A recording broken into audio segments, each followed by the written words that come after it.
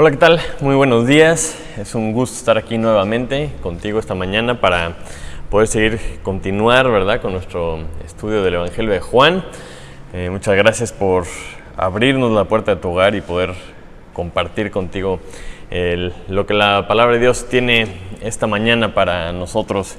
Y continuando con el Evangelio de Juan, el tema de hoy es un tema muy interesante que me recuerda un poco a un topo, en particular un topo que se llama topo nariz estrellada, porque es un animalito bastante feo, es un animalito que vive debajo de la tierra, es un mamífero, y escarba y tiene como un sistema de túneles de donde vive, y tiene una nariz muy rara, que por eso se llama estrellado, porque tiene forma de estrella, y tiene 22 tentáculos, que le sirven para detectar, ¿no? Son como sensores que le ayudan a detectar todo lo que le rodea, porque tiene muchísima sensibilidad. Y una de las características más impresionantes o más extrañas de este mamífero es que es completamente ciego.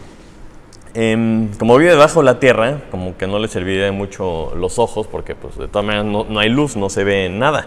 Y así vive toda su vida, buscando comida todos los días, así se reproducen, encuentran otros topos, ¿verdad? Y todos estos topitos viven igual. Tienen unos sentidos muy desarrollados, tienen que saber en dónde está, porque para encontrar en dónde vive, tienen que encontrar comida. Y por esto es necesario que dentro de su sistema de túneles todo esté como al alcance, ¿no? Muy palpable, porque van un poquito a tientas con todo lo que van tocando, lo que van oliendo y sintiendo todo. Y todo esto sin ver absolutamente nada. Entonces, es interesante porque aunque salieran a la luz no les serviría de mucho porque no pueden ver.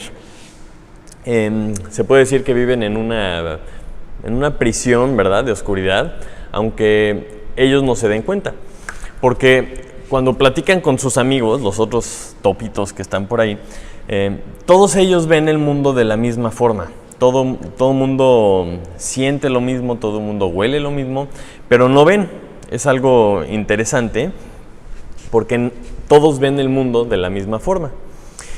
Y si pudiéramos, si le pidiéramos a uno de estos topos que nos describiera su mundo, seguramente lo describirían de acuerdo a lo que ellos ven, de acuerdo a lo que ellos sienten, ¿no? Esas vibraciones que detectan y a cómo huelen las cosas o cuántos pasos tienen que dar para llegar a algo. Pero esta descripción que ellos nos darían sería muy diferente a lo que nosotros, pudiendo ver, a lo mejor observaríamos. Y es interesante porque el pasaje de hoy vemos otro milagro que hace Jesús. Recuerdan que Juan nos narra a detalle 7 milagros que hace Jesús en todo su evangelio, y el de esta mañana es el sexto milagro. Y es cuando Jesús sana a un ciego de nacimiento. Y con esta historia, con este pasaje, vamos a aprender muchas cosas y vamos a ver cuál es el verdadero propósito que tenía Jesús para sanar a esta persona y cómo se relaciona esto con nosotros, cómo se relaciona esto con nuestra vida y qué podemos aprender de esta sanidad, ¿verdad?, de esta persona que es sanado de la ceguera. Entonces vamos a leer todo el capítulo 9 porque vienen muchos detalles, viene mucha información, ¿verdad?, de la historia, que no nos podemos saltar alguna parte. Entonces te pido que escuches con mucha atención el pasaje de Juan, capítulo 9. Hola, buenos días. Muchas gracias por acompañarnos esta mañana. El día de hoy nos toca estudiar y aprender sobre el capítulo del Evangelio de Juan, capítulo 9, que trata sobre cuando Jesús sana a un ciego de nacimiento. Acompáñenme a la lectura. Y la palabra de Dios dice: Al pasar Jesús vio a un hombre ciego de nacimiento, y le preguntaron sus discípulos diciendo: Rabí, ¿quién pecó, este o sus padres, para que haya nacido ciego? Respondió Jesús: No es que pecó este ni sus padres, sino para que las obras de Dios se manifiesten en él. Me es necesario hacer las cosas del que me envió, entre tanto que el día dura. La noche viene cuando nadie puede trabajar. Entre tanto que estoy en el mundo, luz soy del mundo. Dicho esto, escupió en tierra e hizo lodo con la saliva, y untó con el lodo los ojos del ciego, y le dijo: Ve a lavarte en el estanque de Siloé. Fue entonces y se lavó, y regresó viendo. Entonces los vecinos y los que antes le habían visto que era ciego decían: ¿No es este el que se sentaba y mendigaba? Unos decían: Él es, y otros: A él se parece. Él decía: Yo soy. Y le dijeron: ¿Cómo te fueron abiertos los ojos? Respondió él y dijo: Aquel hombre que se llama Jesús hizo lodo, me untó los ojos y me dijo: Ve al Siloé y lávate. Y fui y me lavé y recibí la vista. Entonces le dijeron: ¿Dónde está él? Él dijo: No sé. Llevaron ante los fariseos al que había sido ciego, y era día de reposo cuando Jesús había hecho el lodo y le había abierto los ojos. Volvieron pues a preguntarle también los fariseos cómo había recibido la vista. Él les dijo: Me puso lodo sobre los ojos y me lavé y veo. Entonces algunos de los fariseos decían: Ese hombre no procede de Dios, porque no guarda el día de reposo. Otros decían: ¿Cómo puede un hombre pecador hacer estas señales? Y había disensión entre ellos. Entonces volvieron a decirle al ciego: ¿Qué dices tú del que te abrió los ojos? Y él respondió: que es profeta. Pero los judíos no creían que él había sido ciego y que había recibido la vista, hasta que llamaron a los padres del que había recibido la vista y les preguntaron diciendo: ¿Es este vuestro hijo el que vosotros decís que nació ciego? ¿Cómo pues ve ahora? Sus padres respondieron y les dijeron: Sabemos que este es nuestro hijo y que nació ciego, pero cómo ve ahora no lo sabemos, o quién le haya abierto los ojos nosotros tampoco lo sabemos. Edad tiene, preguntadle a él hablará por sí mismo. Esto dijeron sus padres, porque tenían miedo de los judíos, por cuanto los judíos ya habían acordado que si alguno confesase que Jesús era el Mesías, fuera expulsado de la sinagoga. Por eso dijeron sus padres: Edad tiene, preguntadle a él. Entonces volvieron a llamar al hombre que había sido ciego y le dijeron: Da gloria a Dios, nosotros sabemos que ese hombre es pecador. Entonces él respondió y dijo: Si es pecador, no lo sé. Una cosa sé, que habiendo yo sido ciego, ahora veo. Le volvieron a decir: ¿Qué te hizo? ¿Cómo te abrió los ojos? Él le respondió: Ya os lo he dicho, y no habéis querido oír. ¿Por qué lo queréis oír otra vez? ¿Queréis también vosotros haceros sus discípulos? Y le injuriaron y dijeron: Tú eres su discípulo, pero nosotros discípulos de Moisés somos. Nosotros sabemos que Dios ha hablado a Moisés, pero respecto a ese no sabemos de dónde sea. Respondió el hombre y les dijo: Pues esto es lo maravilloso, que vosotros no sepáis de dónde sea, y a mí me abrió los ojos. Y sabemos que Dios no oye a los pecadores, pero si alguno es temeroso de Dios y hace su voluntad, a ese oye. Desde el principio no se ha oído decir que alguno abriese los ojos a uno que nació ciego. Si éste no viniera de Dios, nada podría hacer. Respondieron y le dijeron: Tú naciste del todo en pecado y nos enseñas a nosotros, y le expulsaron. Oyó Jesús que le habían expulsado, y hallándole le dijo: ¿Crees tú en el Hijo de Dios? Respondió él y dijo: ¿Quién es, Señor, para que crea en él? Le dijo Jesús: Pues le has visto, y el que habla contigo, él es. Y él dijo: Creo, Señor, y le adoró. Dijo Jesús: Para juicio he venido yo a este mundo, para que los que no ven, vean, y los que ven sean cegados. Entonces algunos de los fariseos que estaban con él, al oír esto, le dijeron: ¿Acaso nosotros somos también ciegos? Jesús les respondió: Si fuerais ciegos, no tendríais pecado, mas ahora, porque decís vemos, vuestro pecado permanece. Y esta es la palabra de Dios. Vamos a continuar, escuchemos el mensaje que tiene el pastor Pepe Hoyo. De seguro va a tener muchas cosas de utilidad que vamos a poder aplicar y vamos a aprender qué tiene Dios que decirnos en este pasaje. Muchas gracias.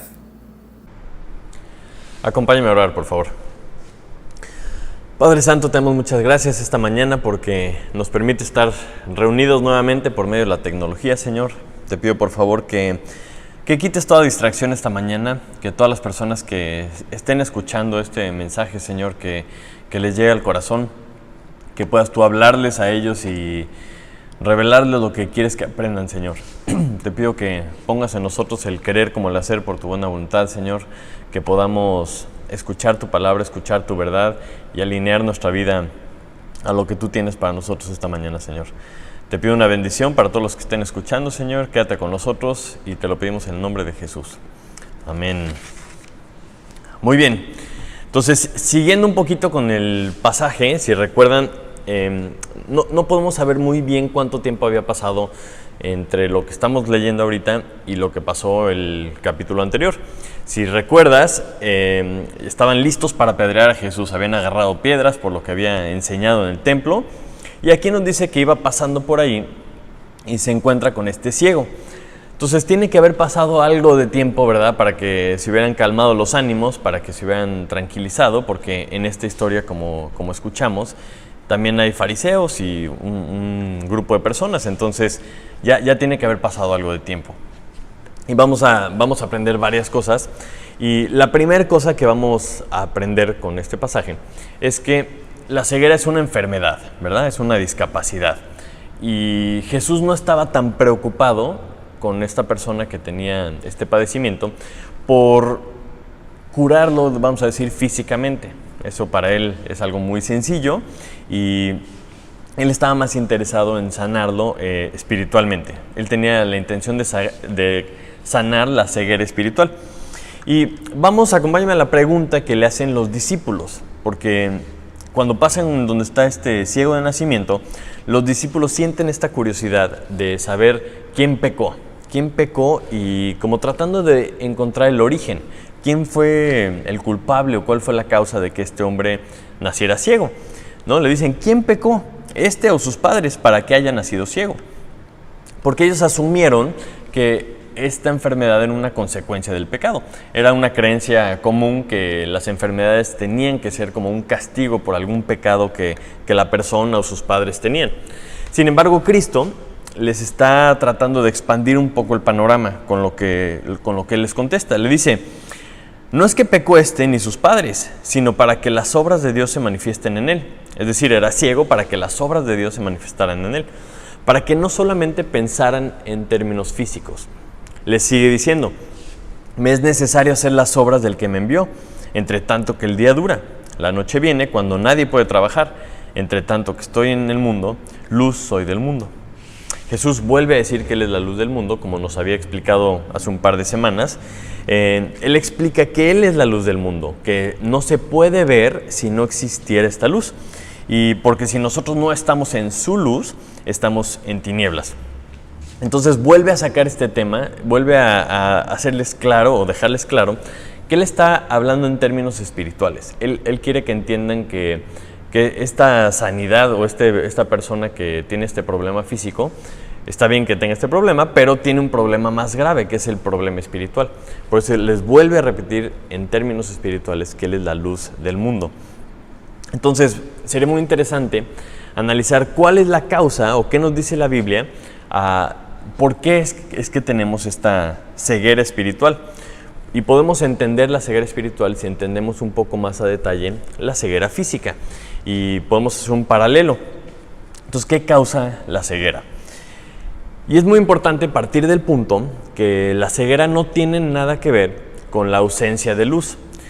Juan 1.5 nos dice que la luz en las tinieblas resplandece y las tinieblas no prevalecieron contra ella. O sea, en este sentido, no es que no haya luz. Ya estableció Jesús que Él es la luz. Entonces, la luz ya estaba. Pero entonces, ¿por qué no vemos la luz? Hablando de ceguera en términos físicos, tiene que haber algún tipo de impedimento, un tipo de algo en el sistema de la visión de la persona que no funciona. Puede ser los ojos, el nervio, la parte receptora del cerebro, algo físico está impidiendo que esa persona vea, como este ciego de nacimiento que estamos viendo. Entonces, si hacemos este paralelo, espiritualmente estamos ciegos mientras estemos en pecado.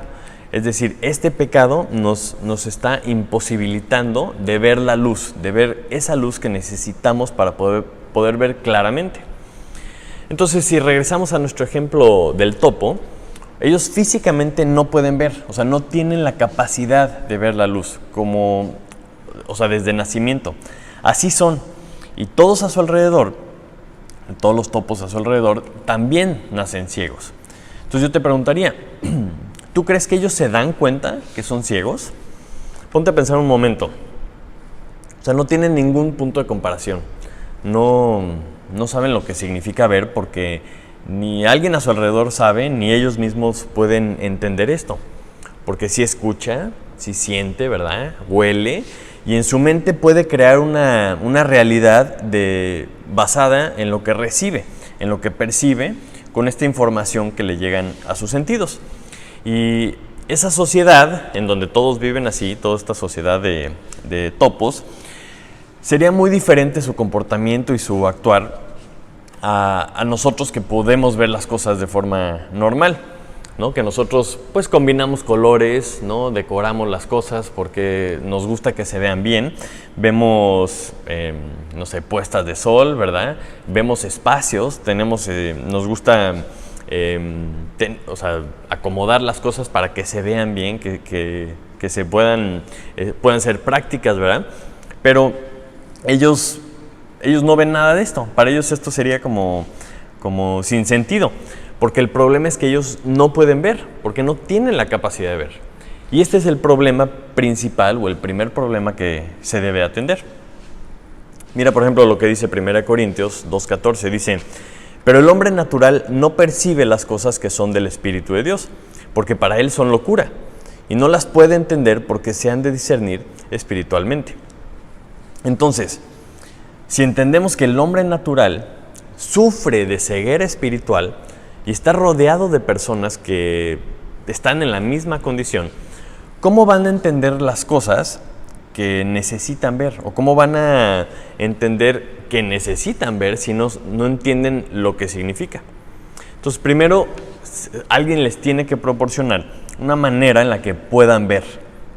Se les necesita reparar o arreglar o abrir los ojos primeramente. Y estamos hablando de los ojos espirituales. Afortunadamente tenemos un Dios que nos ama y sabe perfectamente cuál es nuestra condición. En este pasaje vemos cómo Jesús fue quien buscó al ciego. El ciego nunca había visto a Jesús. De hecho, el pasaje no nos dice que lo estuviera buscando, ni mucho menos. Y esta persona que tenía ceguera, estaba en una de las peores condiciones de la sociedad, porque en ese entonces no podían hacer nada si eran ciegos. Entonces, normalmente quedaban con la única posibilidad de mendigar. Como dice, no es este el que se sentaba y mendigaba, el versículo 8, ¿no? Porque es lo único que podían hacer. Esta es nuestra condición espiritual. Cuando nosotros somos ciegos, andamos mendigando cualquier cosa que nos caiga, que nos haga sentir a lo mejor un poquito bien, un poquito mejor, sin lograr entender a lo mejor del todo que hay algo mucho más increíble. Hay algo allá que nos está buscando, hay alguien que nos está buscando y no depende de lo que nosotros podamos hacer de inicio. 2 Corintios 4:6 dice: porque Dios, que mandó que de las tinieblas resplandeciese la luz, es el que resplandeció en nuestros corazones para iluminación del conocimiento de la gloria de Dios en la faz de Jesucristo. Y es exactamente lo que está pasando en este momento. De la misma forma en la que Jesús tomó la iniciativa para buscar al ciego y poderlo sanar, Dios está tomando la iniciativa en este momento para que tú estés escuchando este mensaje esta mañana, para que tú puedas saber que existe la esperanza de que puedes ser sanado de esta ceguera. Entonces, si regresamos a nuestro pasaje, vamos a ver cómo Jesús hace algo un poco extraño. En el versículo 6 y 7 dice esto: dicho esto, escupió en tierra e hizo lodo con la saliva, y untó con el lodo los ojos del ciego, y le dijo: ve a lavarte en el estanque de Siloé, que traducido es enviado. Fue entonces y se lavó, y regresó viendo.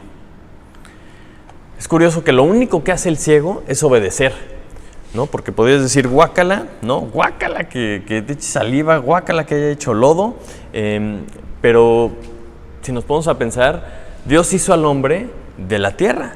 Dice que agarró de la tierra, que el barro, y esculpió al hombre. Entonces, pues está agarrando su materia prima, ¿verdad? Y está haciendo algo para que se curen los ojos. Y creo que no nos debe preocupar tanto el método. No nos debe preocupar el método, porque cuando tú entiendes que Él te está sanando, que lo que va a resultar de lo que está haciendo Dios es que vas a ser sanado, pues deberías de estar dispuesto a hacer pues, lo que fuera, ¿no? Yo creo que estaríamos dispuestos a hacer lo que fuera. Esto me recuerda un poquito a la historia de Naamán. Naamán era un general del ejército sirio y era muy estimado, muy querido, era un héroe nacional, pero tenía lepra. Tenía lepra y era una enfermedad pues muy fea y todo el mundo la rechazaba y te separaban de toda la gente. Y una mujer de Israel le comenta que Eliseo, el profeta, estaba en ese momento en Samaria, que él lo podía sanar, que lo fuera a buscar y que seguramente lo sanaría. Entonces dice, ok, pues ya he intentado todo, pues voy a tratar esto. Entonces busca a Eliseo, lo encuentra y Eliseo le manda un mensajero y le dice que se lave 7 veces en el río Jordán. Y listo, ya con eso sería sanado. Naamán al escuchar esto como que se enoja, no le parece, ¿no? Dice que había muchos mejores ríos en Damasco que el río Jordán, que es como muy lodoso, ¿no? Que está muy turbia el agua y se va enojado. Pero sus siervos le dicen, oye, espérate, si te hubiera dicho que hicieras, ¿no? 4 marometas y que hicieras alguna otra cosa así maravillosa o que te hubiera encargado algo muy complicado, ¿a poco no lo hubieras hecho? Porque estaban tratando de convencerlo de que, oye, pues si te dice que te eches 7 veces en el río, pues échate. Entonces lo logran convencer y él se da cuenta que, pues bueno, sí es cierto, ¿verdad? Lo que quiero es ser sanado. Entonces va al Jordán, se zambulle 7 veces y resulta que sale limpio de la lepra y pues fue un gran milagro, ¿no? Para gloria y honra de Dios. Y a partir de ahí, pues nos narra la Biblia que siguió a Jehová. Y es que a veces no nos gustan los métodos de Dios, no nos gusta lo que nos dice. Queremos a veces o esperamos que las cosas se hicieran de una forma distinta. Porque para que nos quitemos, para que se nos sea quitada o seamos sanados de la ceguera espiritual, Dios nos ha dicho vez tras vez tras vez que hay una cosa que se tiene que hacer, que es creer en el Hijo de Dios. Debemos de creer en Jesús, ¿no? Y eso es lo que nos ha repetido muchas veces. Pero la verdad es que muchas veces preferimos que nos obligaran a hacer una gran cosa. Tendríamos que edificar algo así enorme, ¿no? Un gran edificio. O hacer un sacrificio tremendo como, no sé, dejar de comer algo por 100 días. O a lo mejor donar una gran cantidad de dinero que nos cale, ¿no? Algo que se sienta. O a lo mejor pegarnos o lastimarnos o hacer una gran caminata. Como que nos gustaría hacer algo que se notara, que nos doliera, que se sintiera. Pero Dios nos dice que ciertamente el obedecer es mejor que los sacrificios. Y el prestar atención mejor que la grosura de los carneros. Entonces a Él lo que le gusta es obedecer y que prestemos atención. A nosotros nos puede gustar lo que queramos, pero a Dios lo que le gusta es que lo obedezcamos y que prestemos atención, que pongamos atención a lo que Él nos dice para que obedezcamos después. Entonces aquí lo importante es preguntarnos a nosotros mismos si le creemos o no, si sus métodos son suficientes para nosotros o no, o vamos a hacer lo que nosotros queremos. Porque yo creo que por eso hay un dicho que dice que no hay peor ciego que el que no quiere ver. No sé si lo has escuchado, pero es como cuando prendes la luz y tú de todas maneras no quieres abrir los ojos. O sea, yo no quiero ver, no quiero ver y no voy a abrir los ojos. Y es exactamente lo que vemos que están haciendo estos fariseos en el pasaje de esta mañana. Porque yo creo que ellos tenían que conocer los pasajes del Antiguo Testamento que hablaban claramente de la ceguera, de que Dios iba a sanar ciegos, de que el Mesías, cuando Él viniera, iba a sanar ciegos. Entonces tenía que estarles retumbando un milagro de este tamaño, algo que nunca se había visto antes. Por ejemplo, Isaías 35 dice que Dios mismo vendrá y os salvará. Entonces los ojos de los ciegos serán abiertos y los oídos de los sordos se abrirán. Creo que los fariseos están tan enfocados en tener la razón que son incapaces de ver el milagro y la grandísima señal que acaba de hacer Jesús. Y vemos en su comportamiento las características de una persona incrédula. Una persona incrédula parece que todos copian el mismo comportamiento, porque ellos llegan a la conclusión de que Jesús es un pecador, porque no está cumpliendo el día de reposo, lo que ellos consideraban que se tenía que hacer o no se tenía que hacer en el día de reposo. Y como Jesús no se alineaba a lo que ellos querían, lo dictaminan como pecador, porque estaba haciendo esto en el día de reposo. Entonces, primero que nada, ponen pretextos para desacreditar algo que había hecho verdaderamente impresionante, ¿no? Que nunca se había escuchado esto. Después no creen, o sea, no le creen al ciego que era ciego. No le creen a los papás, llegan los papás y pues digo, sí, es mi hijo y pues sí estaba ciego, pero pues ¿cómo lo sanaron? Pues no sé, pues pregúntale a él, ¿verdad? Entonces mandan traer testigos, ¿verdad? Porque no le creían al testimonio del ciego. Ellos pensaban que estaban comploteando en contra de ellos o algo así. Y luego exigen más evidencia, quieren que repitan la historia, quieren encontrar algún problema, y aunque exigen más evidencia, nunca va a ser suficiente. Siempre quieren más evidencia, y cuando se las daban, de todas maneras no creían. Entonces, aparte de que piden pretextos, aparte de que no creen, aparte de que exigen más evidencias, después amenazan con castigos de que si crees en Jesús te sacamos de la sinagoga, y empiezan a amenazar con lo que ellos podían. Entonces, otra característica de las personas que no creen es que cuando llegan a un punto en donde tienen que tomar una decisión, si no creen lo que está sucediendo, atacan, se ponen a la defensiva, exigen una serie de cosas que es totalmente lo opuesto al comportamiento que está teniendo el ciego que fue sanado, que sería la reacción lógica y la reacción natural de cualquier persona que ha recibido la vista después de haber nacido ciego.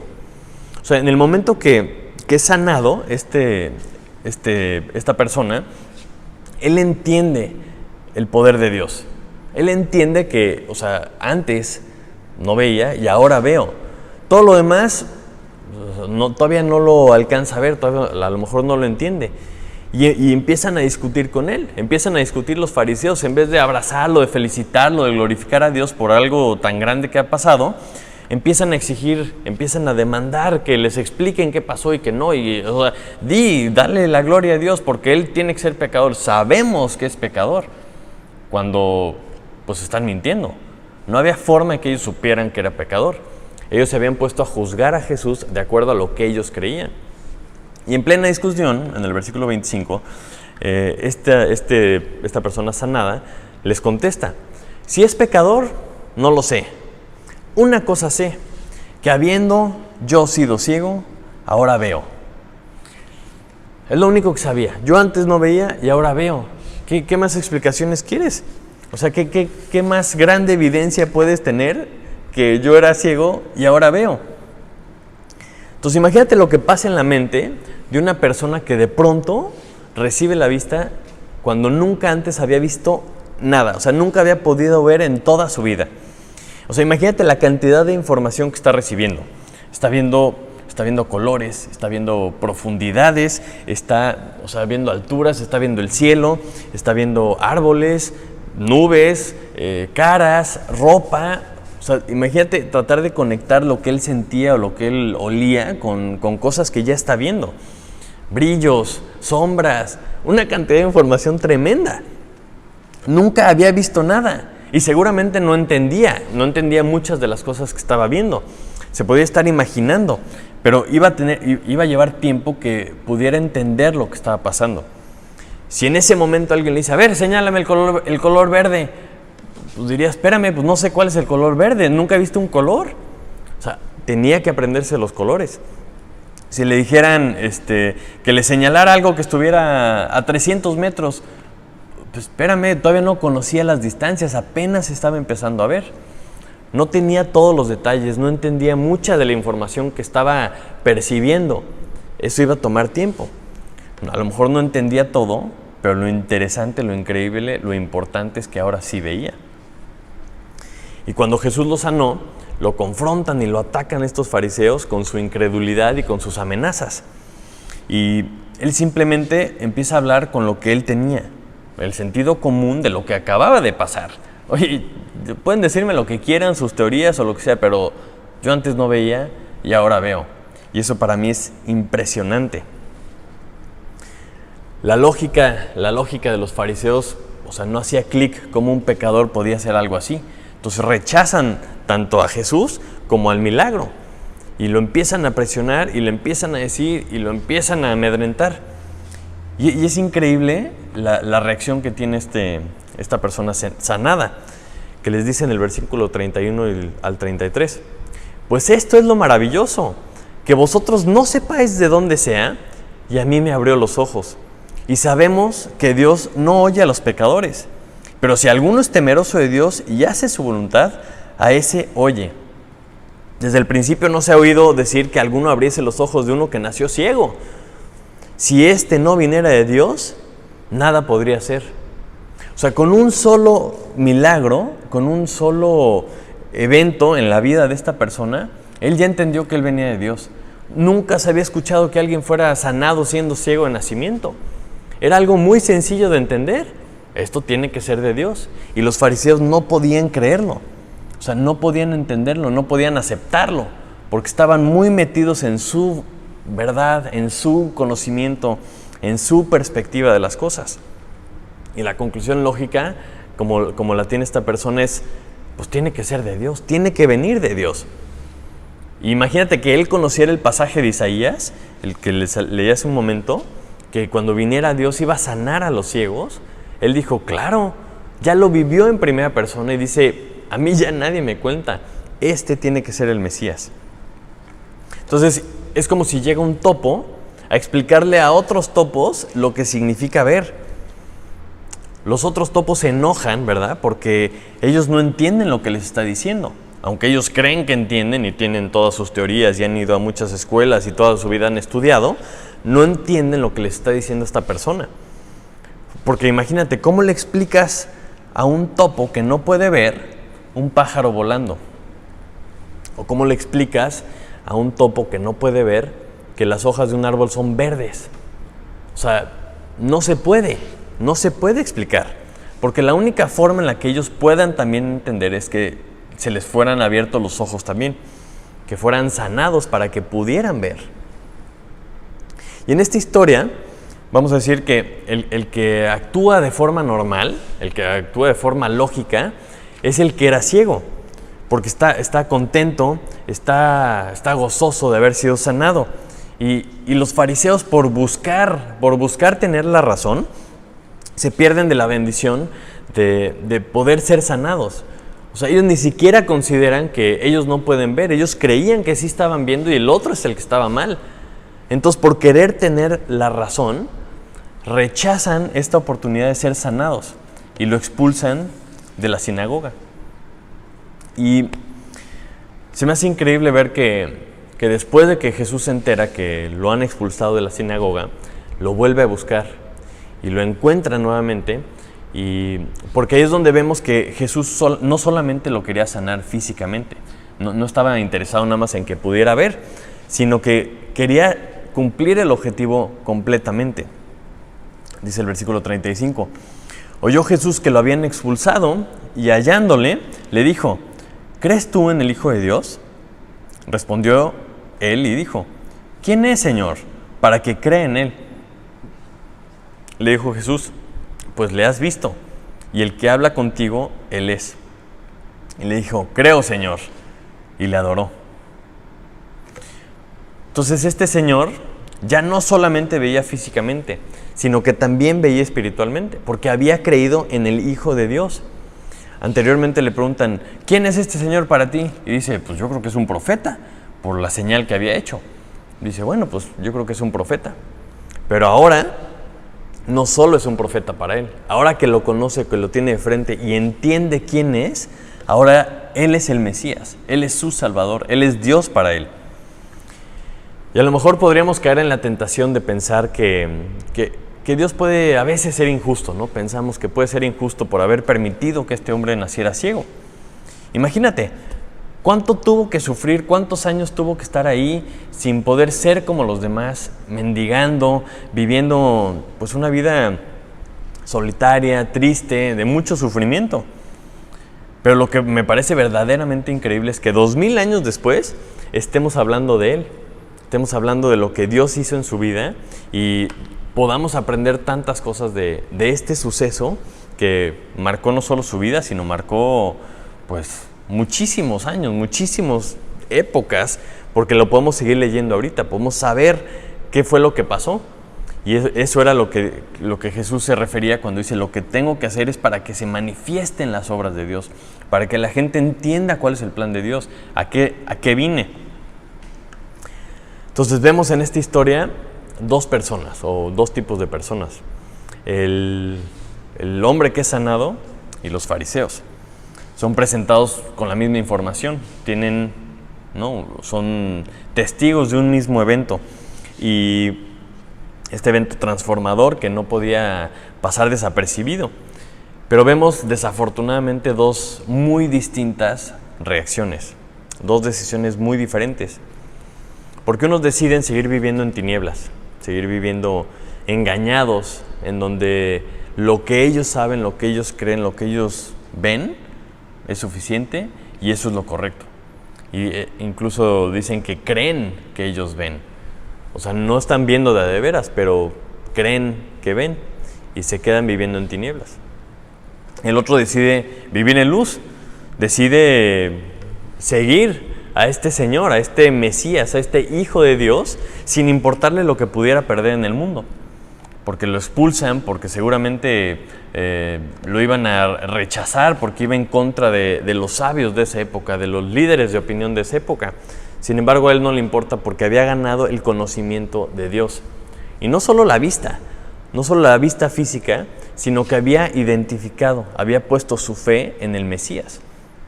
Y eso pues obviamente tiene mucho más recompensa que cualquier cosa que las personas nos pudieran ofrecer. Y esta es la decisión a la que nos orilla este tipo de eventos. Este tipo de pasajes nos orillan a decidir si creemos o si no creemos. Porque Jesús es el único que nos puede abrir los ojos. Es el único que nos puede sacar de esas tinieblas. Cuando Jesús le abre los ojos a este hombre, él decidió creer en el Hijo de Dios. Mientras, como decía Jesús, mientras dure el día, mientras sigamos vivos, esta es la decisión que tenemos que tomar. Y Dios te lo está poniendo enfrente, te está diciendo: es que te estás perdiendo de todo lo que yo tengo para ti. Y la decisión es tuya. La decisión es decir, sí creo en el Hijo de Dios o no creo en el Hijo de Dios. Voy a ser como los fariseos, que creo que veo, y en realidad me parezco más a un topo que vive en un túnel de oscuridad y se está perdiendo todo lo que Dios quiere que veas.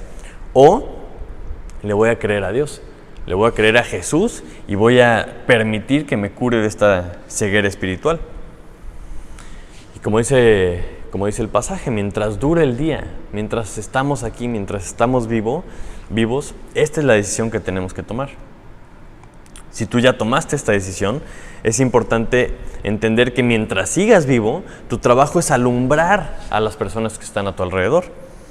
De la misma forma que Jesús envió a Pablo y le dijo que era enviado para abrir los ojos de la gente, para que se conviertan de las tinieblas a la luz y de la potestad de Satanás a Dios, para que reciban, por la fe que es en mí, perdón de pecados y herencia entre los santificados.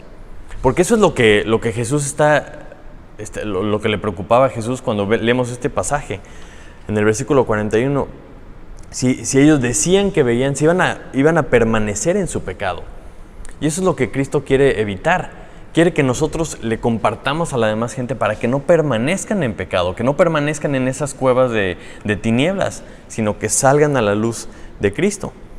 Nosotros somos enviados para hacer esto, para brillar esa luz que ahora tenemos en Cristo, para que otros puedan ver también y puedan salir de esa cárcel, pasen de la potestad de Satanás a ser hechos hijos de Dios, para que sepan y que vean que no tienen que seguir viviendo así, no tienen que seguir viviendo en tinieblas, sino que hay una luz, hay una persona que te puede sanar. Y hay muchas cosas que ver que son increíbles y que no te puedo explicar, no te las puedo platicar, a menos de que seas sanado, a menos de que seamos sanados de esa ceguera espiritual.